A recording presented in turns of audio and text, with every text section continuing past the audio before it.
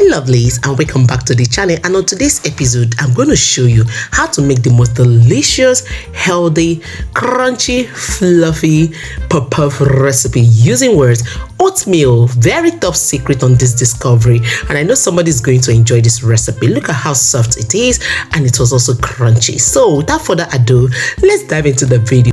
So first in here, I have the lukewarm milk, and also I use the 1.5 fat to do it to make this my puff. And here is the fresh yeast. I added in 1.5 spoons of sugar to ferment this. And now it's time to break in the fresh yeast. Remember, this is the fresh yeast, so we have to activate it this way. If it is the dried one, you put it directly. So I covered with a foil and I kept it in a dark place so that it can ferment in no time. And so that's set aside. So here comes the dry ingredients, and I'm using 200 grams of all-purpose flour, well sieved, and to this I added 150 grams of oatmeal. Look at it. I'm going to blend this to powder, and I'm not sieving this because I want everything to be there in. Okay, so here it has been blended and I poured it in. Here is my white pepper. I love to do all my pastries with white pepper, so this is it. I just added that, and here is the nutmeg. I'm going to be adding 1 tablespoon of that, and here is the sugar. I added 8 tablespoons of sugar. Just for the time's sake, I was actually making this video to be faster so that we don't stay too long. So here is a pinch of salt. Remember, all list of ingredients will be in the description box, and I know somebody will try this out. And now people, add in your fermented yeast into this. Then I added in my vanilla flavor into this as well, just to give you that flavor. And people, remember I said this was crunchy, and that was because I used cold milk as I was adding. So wash your hands and let's bring this together. So this is just it. And now people, remember the cold milk is already by my side because I wanted a crunchy something that will give me a crunchy look at the end of the day. And of course I got what I wanted. So add the milk gradually as you progress so that you will get a good consistency to get the best results. Did you see that? As I progress, I add, and that was just it.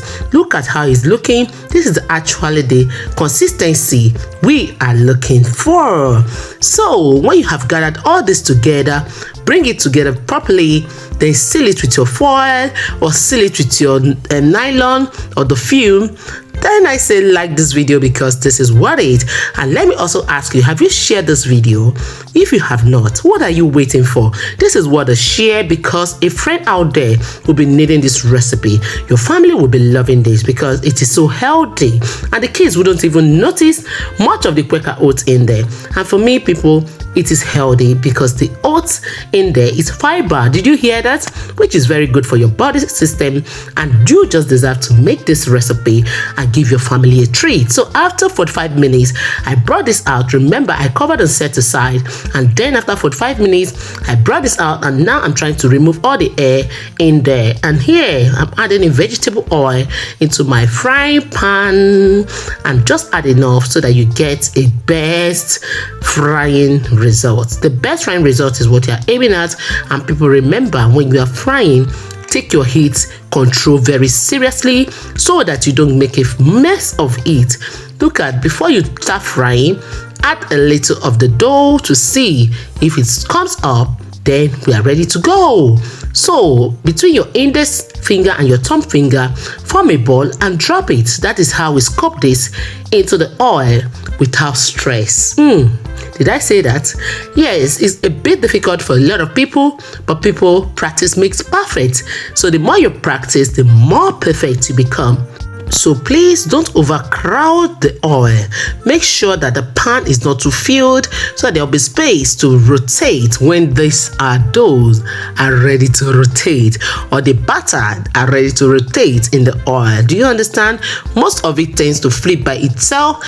For those that won't flip, make sure you flip it by yourself, turn it left and right, and make sure all is evenly fried. Remember that heat control is key. Set it from low to medium so that you can get the best result. And so people, have you enjoyed this video? Have you liked? Have you shared? Are you ready to leave a comment? What are you waiting for? And in case you're new, have you hit the subscription button? Remember, subscription is free of charge, and make sure you turn on the post notification bell so that you'll be alerted anytime I upload new videos. Let me say thank you to everyone, my OGs. Thank you all for always coming to watch, and the newcomers on my channel, I appreciate you all. Make this channel your home of recipes, and I tell you, you won't regret it. I hope everyone out there have seen the outcome of this my fluffy words. Pop-off, oatmeal pop-off, that's what it is called. Not just pop-off, it has an essential ingredient in it. Not just an essential ingredient, but a healthy one at that. Did you hear what I'm saying? Of course, this pop-off is taking too much grammar because of words. It is giving me the vibe I desire, and people, try this out. Pack it in your lunch box, pack it for the kids, and it's so healthy. People, remember the tips. Don't add too much liquid. Make sure the consistency is in order, and make sure you fry between medium and low heat. But please be careful, make sure it doesn't soak oil. You can see how this is looking, and it didn't soak oil. Did you see that? Yes, this is how I wanted it: crunchy, fluffy, and delicious. That was the key. And remember, it is healthy. So this is the second batch on the way. So enjoy every bit of this, and I'll see you towards the end.